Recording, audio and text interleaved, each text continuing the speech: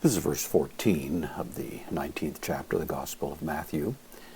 We're in the midst of a conversation that seems to be an extended discussion of family life, and now we have the circumstance where some parents were wanting to bring their children to Jesus for a blessing. The disciples have an instinct to forbid that, thinking probably Jesus is too busy or the children aren't that important, and Jesus, of course, rebukes them in the verse we have here. So, Jesus, the Jesus, as is commonly used, but Jesus, apen, from lego I say, third person singular, aorist active. Jesus said, ophet, this is in the imperative, present.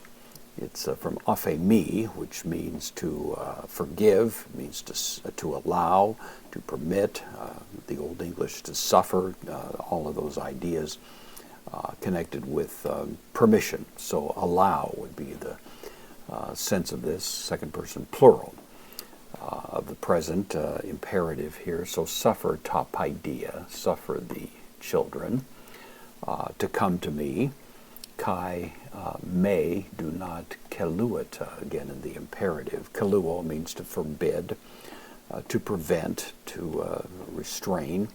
This is again the second person singular, so permit them and do not forbid them. Auta and the neuter here, it's the accusative of the neuter pronoun, which goes along with paideia, which is neuter. So, and do not forbid them or prevent them, keep them, elthein, to come, prosme, to me. So allow the little children, do not forbid them, to come to me. Rather strong idea here, to come to me. They are going to have immediate access to the presence of Jesus, is the idea. Tone, the genitive plural of the article for toiuton. This is a demonstrative pronoun. Of such is the idea for the of such. Esten, of me, I am, third person singular. Present active indicative for of such, these types, hey, basileia, is the kingdom, ton orinun, of the heavens, or of heaven, or of God.